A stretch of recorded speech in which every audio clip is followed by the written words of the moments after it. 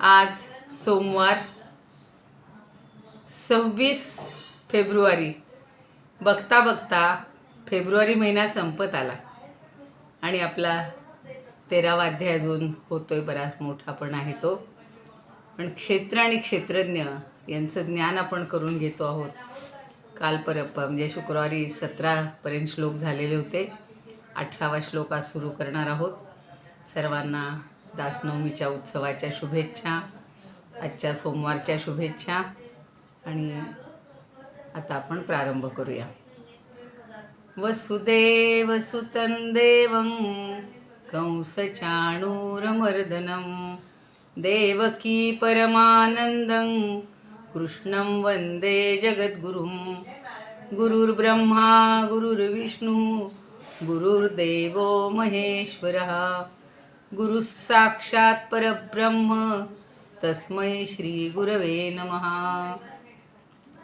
शांताकारं भुजगशयनं पद्मनाभं सुरेशं विश्वाधारं गगनसदृशं मेघवर्णं शुभांगं लक्ष्मीकान्तं कमलनयनं योगिभिर्ध्यानगम्यं वन्दे विष्णुं भवभयहरं सर्वलोकैकनाथं. यं ब्रह्मा वरुणेन्द्र रुद्रमरुतस्तुन्वन्ति दिव्यैस्तवैर्वेदैः साङ्गपदक्रमोपनिषदैर्गायन्ति यं सामगाः. ध्यानावस्थिततद्गतेन मनसा पश्यन्ति यं योगिनो यस्यान्तन्न विदुःसुरासुरगणा. देवाय तस्मै नमः, देवाय तस्मै नमः. जय श्रीकृष्ण. सर्व श्रोत्यांना आणि सर्व भक्तांना सादर वंदन. आज आपण 18वा श्लोक घेणार आहोत. खूप आनंदाचा दिवस आहे आज. कालपासून परवापासून दासनवमीचा उत्सव सुरू झालेला आहे. परवा दिवशी मी म्हटलं होतं की सगळ्या श्रीराम, लक्ष्मण, सीतामाई, हनुमान यांच्या मूर्तींचं उद्वारचन होतं. एक मोठा सोहळा असतो आणि कालपासून दासनवमी उत्सव सुरू झालेला आहे. वेगवेगळी भजनं, कीर्तनं, प्रवचनं असा सगळा उत्सव सज्जनगडावर संपन्न होतोय. खूप हजारोनी लोक त्या ठिकाणी उपस्थित राहत आहेत. काल रात्री कौस्तुभबुवा मिरज मठाचे जे अधिपती आहेत, तर मठपती आहेत, तर त्यांचं कीर्तन होतं रात्री 10 ते 12. संध्याकाळच्या वेळेला सगळी सायम उपासना आणि ते सगळं झाल्यानंतर कीर्तन खूप सुंदर आम्हाला अनुभवायला मिळालं.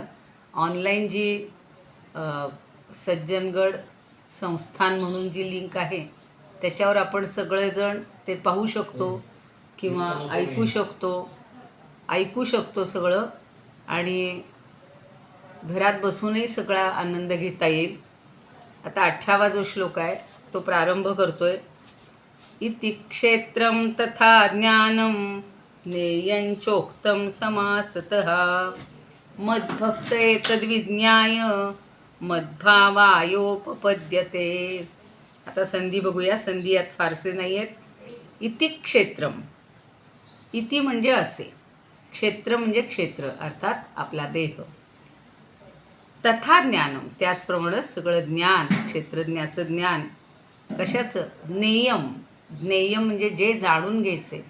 आयुष्य आपल्याला जे मिळालेलं आहे त्यात काय जाणून घ्यायचे ते ज्ञेय, अर्थातच परमात्मा, परब्रह्म. छोटासा संधी आहे. च उक्तम. च म्हणजे आणि, उक्तम म्हणजे सांगितलेलं आहे. समासतः अगदी थोडक्यात सांगितलेलं आहे. खरं म्हणजे परब्रह्माचं वर्णन करायला आपल्याला एक आयुष्यही पुरणार नाही आहे. पण इथं थोडक्यात ज्ञेय म्हणजे काय हे भगवंतांनी आपल्याला सांगितलंय असं ते सांगतायत. आणि मद्भक्त एतद विज्ञाय. एतद म्हणजे हे, विज्ञाय म्हणजे जाणून. हे जाणून कसा, एवढं फक्त समजलं. बघा, प्रत्येक अध्यायाचं वैशिष्ट्य आहे. आपल्याला या अध्यायातलं फक्त क्षेत्र आणि क्षेत्रज्ञ समजलं तर काय होता येते ते पुढच्या शब्दात सांगितलेलं आहे. मद्भक्त एतद विज्ञाय. मत भक्त म्हणजे माझे भक्त. एतत् म्हणजे हे क्षेत्र आणि क्षेत्रज्ञाचं ज्ञान, विज्ञाय म्हणजे समजून, मद्भावाय उपपद्यते, माझ्याच भावाला म्हणजेच माझ्या स्वरूपाला उपपद्यते म्हणजे येऊन पोचतात. बघा, भगवंताजवळ जाण्यासाठी किती सोपा मार्ग सांगितलेला. फक्त एवढा अध्याय समजून घेतला, क्षेत्र म्हणजे काय समजलं, क्षेत्रज्ञ म्हणजे काय समजलं, म्हणजेच ज्ञेय काय आहे या जगात, या दोन गोष्टी जर आपल्याला समजल्या तर आपण भगवंताच्या स्वरूपाला प्राप्त होतोय. 12वा अध्याय आपण पाहिलेलं आहे की माझा भक्त कसा श्रेष्ठ असतो. उत्तम भक्त, श्रेष्ठ भक्त झालो, सगुण भक्त झालो तरी आपण भगवंतापर्यंत पोचणार आहे. त्याच्या पुढची पायरी सांगतायत की फक्त ज्ञेय जे आहे तेवढं समजून घ्या, तुम्ही माझ्या स्वरूपाला प्राप्त व्हा.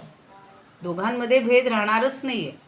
आता जसं आम्ही गडावर पाहतोय की सज्जनगडावर समर्थ आणि राम एकरूपच झालेले होते, तद्रूप झालेले होते.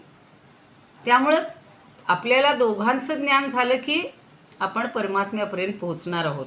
पुन्हा एकदा या श्लोकाचा सगळा अर्थ बघा की अशा प्रकारे क्षेत्र तसंच ज्ञान आणि जाणण्याजोगं म्हणजे जे ज्ञेय आहे त्या परमात्म्याचं स्वरूप थोडक्यात सांगितलेलं आहे. आणि माझा भक्त हे तत्वतः जाणून माझ्या स्वरूपाला येऊन पोहोचतो. तसं आपल्याला हल्ली इन्स्टंट पाहिजे असतं, शॉर्टकट पाहिजे असतात. एवढ्या दोन गोष्टी समजल्या तरी आपण परमात्म्यापर्यंत जाऊन पोहोचणार आहे. बाकी काही आटापिटा करून घ्यायची गरज नाही. कुठली पूजा नको, यज्ञ नको, तप नको, दान नको. फक्त एवढं स्वरूप समजून घ्यायचे म्हणजे आपण त्याच्यापर्यंत पोहोचणार आहोत. आता याच्या समश्लोकी बघूयात आपण. विनोबा भावे म्हणतात, संक्षेपे वर्णिले क्षेत्र ज्ञान ज्ञेय तसेची हे. क्षेत्र म्हणजे काय हे थोडक्यात सांगितलं, तसं ज्ञान म्हणजे काय सांगितलं आणि ज्ञेय म्हणजे काय सांगितलं. ज्ञान म्हणजेच आत्मज्ञान आणि आत्म्याला परमात्म्याला समजून घेणं हीच गोष्ट ज्ञेय आहे. जाणूनी भक्त जे माझा माझे सायुज्य मेळवी. आता मागच्या अध्यायात 12वा अध्यायात भक्त सांगितलेलं आहे म्हणून सांगतायत भगवान की असं जाणून जो माझा भक्त आहे की नाही तो माझ्या स्वरूपाला येऊन पोहोचतो. म्हणजे एवढंच फक्त करायचं आहे, चांगला भक्त व्हायचं आहे आणि भगवंताला जाणून घ्यायचं आहे, त्याचं रूप जाणून घ्यायचं आहे, त्याचं ज्ञान करून घ्यायचं आहे आणि ते ज्ञान झालं की आपण त्याच्यापर्यंत पोहोचणार आहोत. तुकाराम महाराज म्हणतात, थोडक्या गोष्टीत तुझं आम्ही येतो वदो पाल्हाळे विवादो ऐसे नसे. क्षेत्र सांगून या ज्ञान दर्शविले अज्ञाना वर्णिले थोडक्यात. अज्ञान काय आहे आपलं? आपण या दृश्य जगाला सगळं खरं मानतो, हे आपलं अज्ञान आहे. ज्ञेय तरी हेच क्रमाने बोलिले भक्तीने भूललो तुझ्या सख्या. अरे भक्ता, अर्जुनाला म्हणतायत, अरे सख्या, ते दोघं मित्रासारखे सख्यांसारखे राहत होते आणि म्हणून तुझ्या भक्तीला मी भुललोय. मत्स्वरूपा याचे तोची तुझ्या सम जो का जाणे वर्म याचे वीरा. तुकाराम महाराज म्हणतायत की माझ्या स्वरूपाला येण्यासाठी भगवंत फक्त आपल्याला हा सोपा मार्ग सांगतायत आणि हा तुक्यासुद्धा तुमच्या सम होणार आहे. तुकाराम महाराज नेहमी स्वतःचाच उल्लेख करतात. आता वामन पंडित म्हणतात, संक्षेपे क्षेत्र ही ज्ञान ज्ञेय ही बोलिलो क्रमे हे माझा भक्त जाणोनी मत्स्वरूपासी पावती. पुढे आठल्यांचं ऐकूया. ऐसे क्षेत्र ज्ञान ज्ञेय ही कथिले करून संक्षेप मद्भक्त जाणुनी हे मद्रूपी पावतो अविक्षेप. मिरजकर म्हणतात, क्षेत्र ज्ञान ज्ञेय ऐसे संक्षेपे कथिले तुला जाणे जो भक्त हे माझा मतपदा जाण पावला. जे भक्त मला हे जाणून घेत आहेत ते माझ्या पदाला येऊन पोचत आहेत. प्रत्येकानं आपल्या आपल्या शब्दात कसं सोपं करून सांगितलेलं आहे. गडकरी म्हणतात, क्षेत्र ऐसे तसे ज्ञान ज्ञेय थोड्यात वर्णिले. माणसाला थोडक्यात सांगायचं असतं. जास्त लांबट असलं डोक्यात शिरत नाही. म्हणून थोडक्यात सांगितले भगवंतांनी आपल्याला.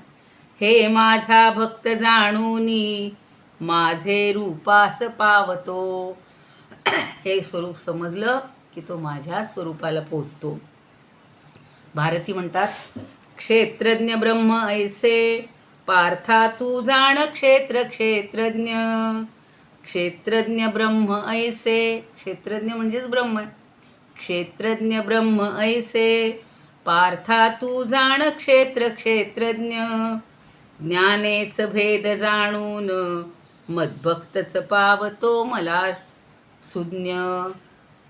ज्ञानेच भेद जाणून मद्भक्तच पावतो मला सुज्ञ. जो सुज्ञ आहे ना तो मला पाव, आणि हा भेद जाणून घेतो. नाही तर सगळे 100%तले 99% लोक कशाला महत्त्व देतात? या क्षेत्राला महत्त्व देतात. सगळं आपलं देहाचं खाणं पिणं झोपणं फिरणं करमणूक करणं, आणि तेच त्याच्यासाठीच जन्म आहे आपला. किती लोक म्हणतात खा प्या मजा करा, पण ते कितीही केलं तरी ते शेवटी नाशवंत आहे. आणि म्हणून आपल्याला क्षेत्रज्ञाला समजून घेतलं तर तो सुज्ञ आहे असं भगवंतांनी आपल्याला म्हटलेलं आहे. आता शंकराचार्य काय म्हणतात बघूया आपण. 7व्या अध्यायामध्ये ईश्वराच्या क्षेत्रज्ञ आणि क्षेत्ररूप असलेल्या परा आणि अपरा ह्या प्रकृती सांगितलेल्या होत्या. 2 प्रकारच्या प्रकृती सांगितलेल्या होत्या.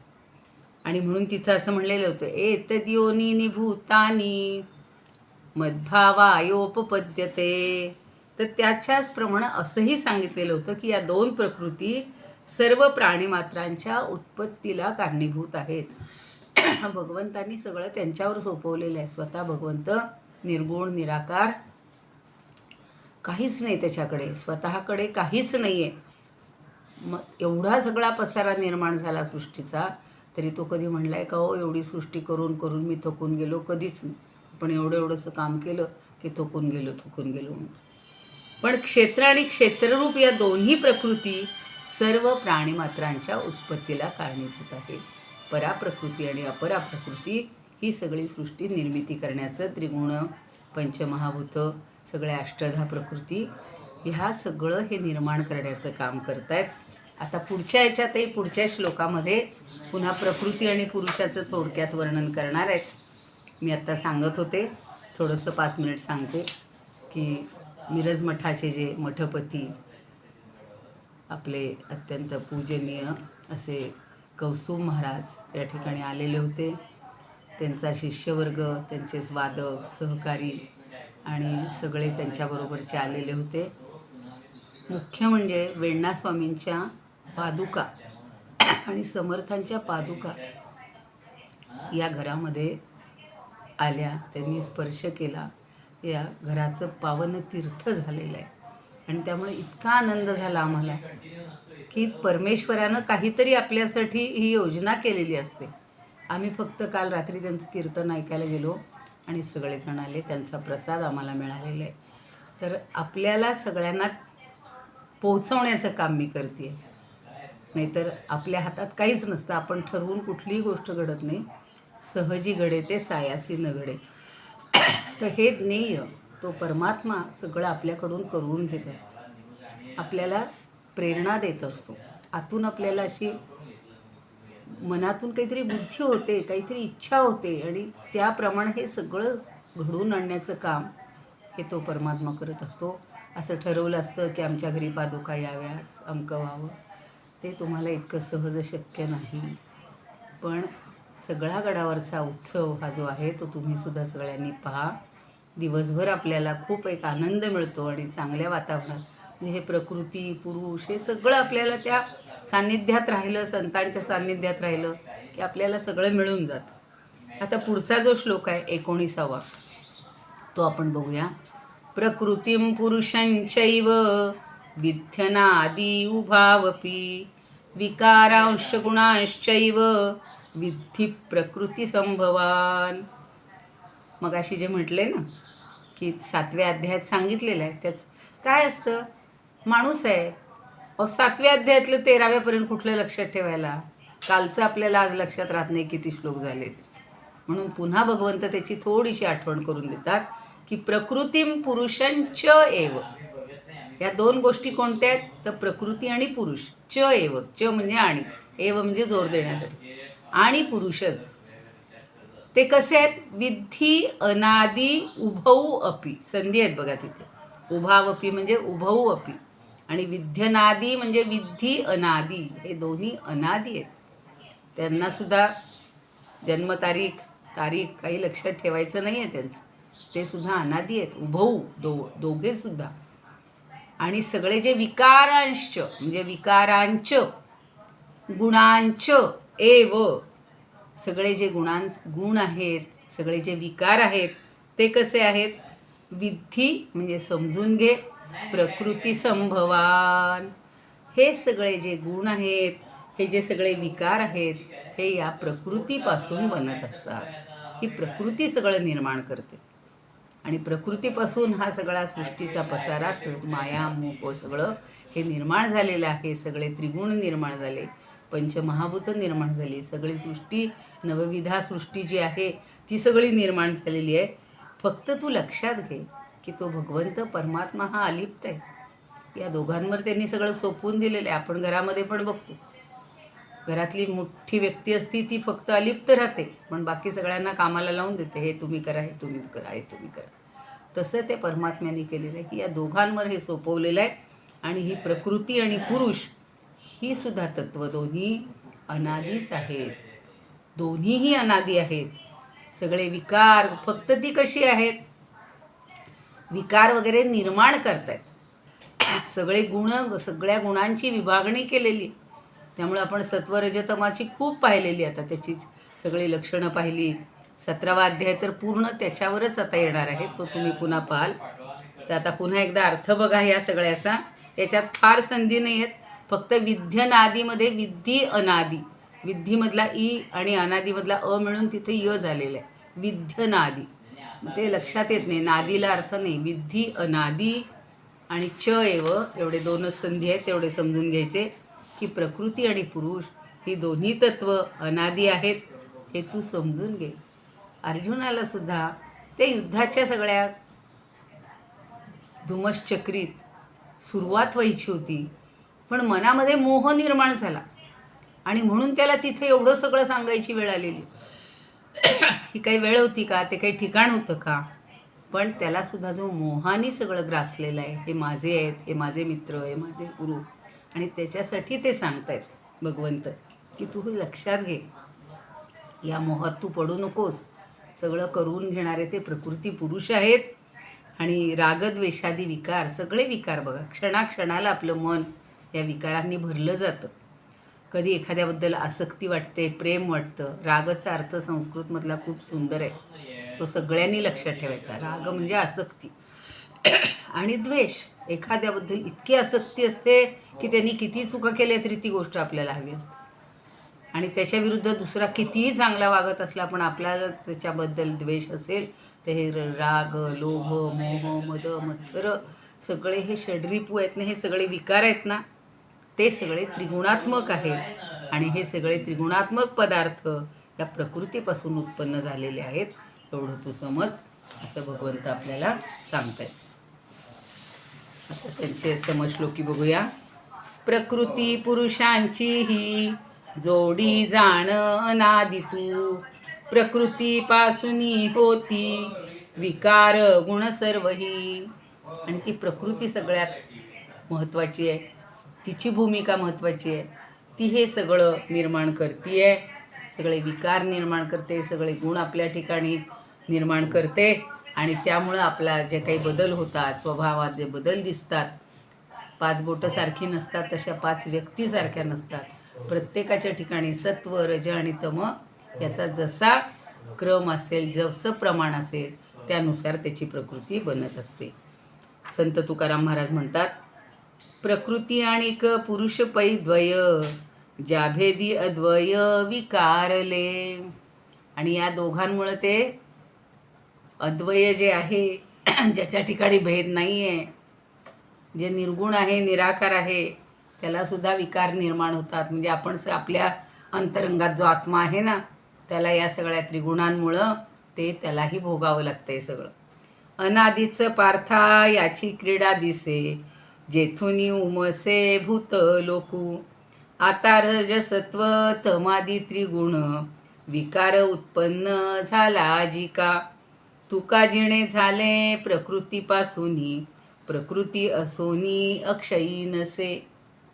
पण ती अक्षयी नाही आहे. कारण काय की या सगळ्या ज्या ज्या गोष्टी निर्माण होत आहेत या सगळ्या क्षयी आहेत. क्षयी म्हणजे नाश पावणारे आहेत.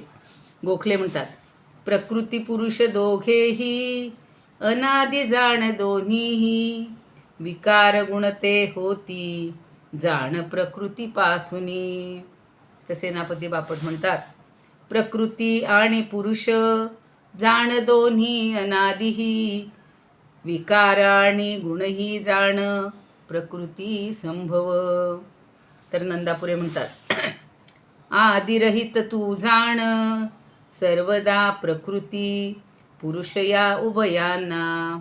प्रकृती जाणे विकार समूहा, सत्वरजस्तम त्रिगुणांना. सत्वरजस्तम त्रिगुणांना. ही प्रकृती म्हणजे प्रकृतीपासून जन्माला येणारे हे सगळे विकारांचा समूह आहे. जसा इंद्रिय समूह म्हणले तसे त्या सगळ्या इंद्रियांचे सगळे विकार किंवा आपल्याला जे अनुभवायला येत आहेत हे सगळे सत्वरज आणि तम या तिघांच्या त्रिगुणात्मक असून त्यानुसार निर्माण होत आहेत. हरिपंडित म्हणतात, प्रकृती पुरुष आदी दोनही हे अनादी. प्रकट तुझ कळावे, प्रकट तुझ कळो दे, बोलणे हेची वेदी. सगळं वेदांनी सांगितलेलं आहे. जड सकल ही माया, कार्य हे जाण पार्था. विधी धरुनी तृणांती, प्रस्फुरे आत्मसत्ता. विधीपासून म्हणजे ब्रह्मभुवना लोका हे आपण पाहिले ना. म्हणजे ब्रह्मदेवापासून किंवा ब्रह्मापासून तृणापर्यंत गवतापर्यंत ही सगळी आत्मसत्ता आहे, आत्म्याची सत्ता आहे, परमात्म्याची सत्ता आहे. म्हणून त्या कैवल्याष्टकात म्हणलेलं आहे बघा, ब्रह्मस्तंभ पर्यंतम सर्वं मायामयं जगत. सत्यं सत्यं पुनः सत्यं, हरेर्नामैव केवलम. हरेर्नामैव केवलम. फक्त सत्य काय आहे तर हरीचं नाम. आणि ते जर आपण सारखं घेत राहिलो तरीसुद्धा आपल्या सगळ्या जन्माचं कल्याण होणार आहे. आपल्याला मोक्षापर्यंत आपण पोचणार आहोत. शंकराचार्य काय म्हणतात बघूया. प्रकृती आणि पुरुष या दोन्ही ईश्वराच्या प्रकृती आहेत आणि या दोन्हीही अनादी आहेत. हे तू जाणून घे. ज्याला प्रारंभ नाही म्हणून त्याला अनादी म्हटलं. ईश्वराचं ईश्वरत्व नित्य असल्यानं या दोन्ही प्रकृतीसुद्धा नित्यच आहेत. कारण या दोन प्रकृतीपासून असणे हीच ईश्वराची ईश्वरता आहे.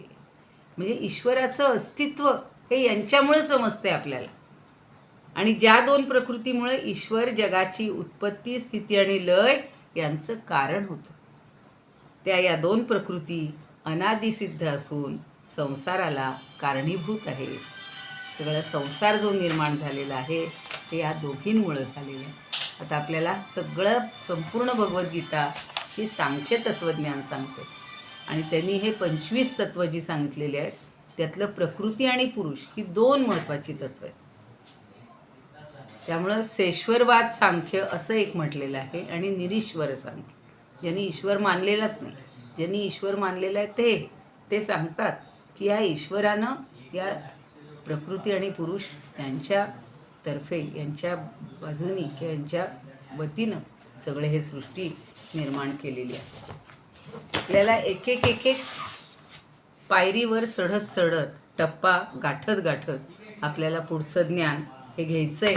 हळूहळू क्षेत्रज्ञ विभाग योग. विभाग का म्हटलेलं आहे की त्यांच्यामध्ये फरक आहे. जरी तो क्षेत्रज्ञ आपल्या शरीरातच असला तर तो वेगळा आहे. शरीराहून तो वेगळा आहे. आपण शरीरालाच क्षेत्रज्ञ मानतोय, शरीरालाच सगळं महत्त्वाचं मानतोय आणि त्यामुळे आपली फसगत होते. तो आपल्या अंतरंगात असूनही आपण त्याच्याकडं दुर्लक्ष करतो. म्हणजे ह्या सगळ्याच्या प्रकृती पुरुषाचं जे ग्रहण करायचं हे आपल्याला शिवशक्ती या ज्ञानदेवांनी बघा अमृतानुभवात शिवशक्ती हे एकरूप आहेत असं सांगितलेलं आहे. आणि शक्ती ही प्रकृती अज्ञान अविद्या माया प्रधान अशी आहे. अर्थात त्या सगळ्याची ती सूचक आहे. पुरुषाहून ती भिन्न नसते म्हणून तिला शक्ती म्हणतात. पण आपल्याला असं वाटतं की ती शक्ती वेगळी आणि शिव वेगळा किंवा पुरुष वेगळा. तर असं आपण तिथं जसं वेगळं मानत नाही तसं ज्ञानदेव काही काही ठिकाणी अजूनही या प्रकृती पुरुषाचं वर्णन करताना असं म्हणतायत, तरी पुरुष नादी आथी आणि तैची लागोनी प्रकृती संवसरसी दिवो राती दोन्ही जैसी का रूप नो हे माया परिरूपा लागली छाया निकुण वाढे धनंजया कणसी कोंडा. कणीस त्यातला कोंडा हा वेगळा असतो का? त्याला जोडलेलाच असतो पण त्याचं वेगळेपण आपल्याला नंतर समजतं. तैसी जाण जवटे दोन्ही एकवटे प्रकृती पुरुष प्रकटे अनादि सिद्धे तरी केवळ जे सत्ता तो पुरुष गा पांडुसुता प्रकृती हे समजता क्रिया नाम. आता दिवस आणि रात्र हे वेगळे आहेत का हो? पण जोडीनं असतात की नाही? दिनमपि रजनी सायं प्रात शिशिर वसंतो पुनरायात. म्हणजे दिवसानंतर रात्र परत येत असते, शिशिरानंतर वसंत नेहमी येत असतो. पण आपल्याला मात्र ह्यातला फरक कळत नाही किंवा आपण ह्यांची जोडी ही प्रकृती आणि पुरुष हे जसे अनादी आहेत असं तू समज. हे तुझ्या लक्षात घे. रूप खोटं नाही आहे पण रूपाबरोबर छाया येते. मग ती छाया खोटी आहे का? पाणी आहे, पाण्यामध्ये तरंग आहेत, ते खोटे आहेत का? पण त्याचाच भाग आहे की नाही. आपण ते कधी कधी वेगळं मानतो. तर तसं मानू नकोस. धान्य कणाबरोबर कोंड्याचीही वाढ होत असते. त्याचप्रमाणे प्रकृती आणि पुरुष हे एकमेकांच्या संगतीनं असे एकमेकाला जोडलेले असतात. आणि ही सत्ता म्हणजे तो सत्यांश आहे. कालच बघा सांगितलं, तुम्ही ऐकलं असेल कुणी, की रामायणामध्ये कौसल्येनं सत्याचं एवढं महत्त्व समजावून दिले. सत्य आणि शोक या दोनही गोष्टी तिनं अतिशय छान समजावून दिल्या ज्या आपल्याला आजच्याही काळात आहेत. आणि ही सत्ता म्हणजे सत्याचा अंश. परमेश्वराची ही सत्ता म्हणजे सत्याचा अंश आहे आणि त्याच्या आधारे चालणारी ही क्रिया म्हणजे प्रकृती. तर ती प्रकृती हे सगळं घडवते. आपण या श्लोकामध्ये प्रकृती आणि पुरुष या दोघांचा संदर्भ पाहिलेला आहे. आता पुढच्या श्लोकात काय म्हणतात बघूया. आता हे कसे आहेत, त्यांचं नातं कसं आहे? कार्य आणि करण. करण म्हणजे साधन. तर कुठली वस्तू बनवायची झाली तर त्याला काहीतरी आपल्याला साधन लागतं. अगदी नेहमी जे सिद्धांत सांगितला जातो ते म्हणजे घट. घट अचानक बनतो का? नाही. त्याला मुख्य करण म्हणजे साधन लागतं, ते माती. उपादान करण आहे, ते उपादान कारण आहे. आणि ते बनवण्यासाठी कोणतरी पुन्हा लागतो, तो निमित्त कारण. कुंभार लागतो, पाणी लागतं, चाक लागतं, बाकीचे सगळे जे आहेत ती निमित्त कारण आहेत. तर ह्या प्रकृती आणि पुरुष यांच्या उत्पत्तीला, सुखदुःखाच्या भोगाला हेतू म्हणजे काहीतरी कारण असतं. आणि त्याबद्दल आता भगवंत सांगतात 20व्या श्लोकात, कार्यकरण कर्तृत्वे हेतु प्रकृती रुच्यते पुरुष सुखदुःखानां भोक्तृत्वे हेतु रुच्यते. दोन्ही ठिकाणचा संधी बघा. कार्यकरण कर्तृत्वे हा एकच समास आहे, पण प्रकृती ही उच्यते. याला प्रकृती म्हणलं जातं. कशाला म्हणलं जातं ते पाहिजे की कार्य आणि करण आणि कर्तृत्व म्हणजे कार्य आणि करण यांच्या उत्पत्तीचं जे हेतू म्हणजे कारण आहे त्याला प्रकृती असं म्हटलं. प्रकृती ही उच्यते. एखादं कार्य होण्यासाठी आणि त्याचं करण म्हणजे काय? तर आकाश, वायू, अग्नी, जल, पृथ्वी ही काय आहेत? आणि शब्द, स्पर्श, रूप, रस, गंध यांना कार्य म्हटलेलं आहे. आणि बुद्धी, अहंकार, मन, आपले जे 5 ज्ञानेंद्रिय आहेत, श्रोत्र, त्वचा, त्वक, रसना, चक्षु आणि घ्राणेंद्रिय आणि वाणी. तर ही वाणी, हात, पाय आपली कर्मेंद्रिय पण आहेत. तर ही जी सगळी आहेत ही 13 वाणी, हस्त, पाद, उपस्थ आणि पायू किंवा गुद. ते या 13 करण म्हटलेले आहे. त्यांच्याशिवाय कुठलंच कार्य होऊ शकत नाही. आणि म्हणून इथं म्हणले कार्य आणि करण यांच्या उत्पत्तीचं कारण काय आहे? प्रकृती उच्यते. त्याला प्रकृती असं म्हटलं जातं. आणि पुढं जो पुरुष शब्द वापरलेला आहे त्याचं काय काय आहे बघा. पुरुष सुख दुःखानां भोक्तृत्वे हेतुः उच्यते. तिथं संधी आहे हेतुः उच्यते. वर कसं होतं? प्रकृतीही उच्यते, तसं हेतुः उच्यते. उच्यते म्हणजे म्हटला जातो. कशाला म्हटलं जातं? सुखदुःखानां भोक्तृत्व. सुख आणि दुःखाच्या उपभोगासाठी पुरुष म्हणजे जीवात्मा. तर तो काय आहे? तो कारण म्हटला जातो. कारण आपल्याला ह्या सगळ्या गोष्टी आहेत, त्याचा उपभोग घेणारा कोणतरी पाहिजे. आणि तो जीवात्मा आहे, तो पुरुष आहे. आणि तो हे सगळं त्याचा उपभोग घेतो. आणि प्रकृती हे सगळं उत्पत्तीचं कारण आहे. म्हणजे कार्य आणि करण यांच्या उत्पत्तीचं कारण ती प्रकृती. आणि जीवात्मा हा सुखदुःखांच्या उपभोगाला किंवा भोगाला कारण आहे. या दोघांमधला फरक बघा. प्रकृती काय करते? सगळ्याची उत्पत्ती करण्याचं कारण आहे. आणि जीवात्मा किंवा पुरुष काय करतो? या सगळ्याचे भोग घेत असतो. उपभोगाचं कारण आहे. सुखदुःखांच्या भोगाचं कारण आहे तो म्हणजे पुरुष. आता समश्लोकी बघूया. बांधिला प्रकृतीने तो तिचे ते गुण भोगितो. तो प्रकृतीनं बांधलाय आणि म्हणून सगळे तिचे गुण तो भोगतो. भोगायचं काम त्याच्याकडे आलंय. गुणसंगामध्ये ह्यास घेणे जन्म शुभाशुभ. आपण या जन्मात जे काही करतोय, सत्कर्म केली, मुक्तीसाठी जर आपण प्रयत्न केला तर मुक्ती मिळेल. पण नाही तर पुनरपि जननम पुनरपि मरणम पुनरपि जननी जठरे शयनम. मग जे काही आपण आत्ता कर्म करतोय त्याच्यानुसार आपल्याला पुन्हा जन्म हा येणार आहे. आणि म्हणून गुणसंगामुळं जन्म घेणं, तो जन्मसुद्धा चांगलं कर्म केलं पुढे चांगल्या कुळात जन्म मिळणार.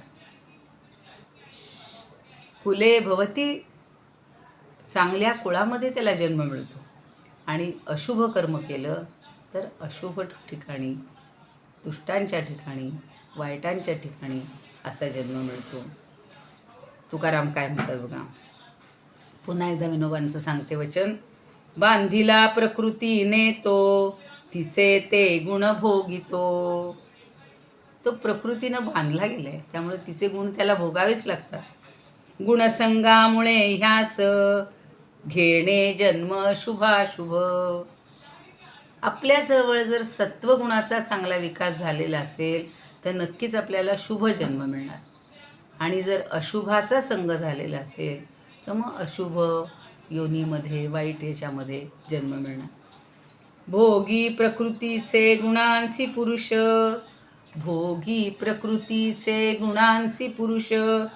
तज्जळी विशेष बिंबुनिया.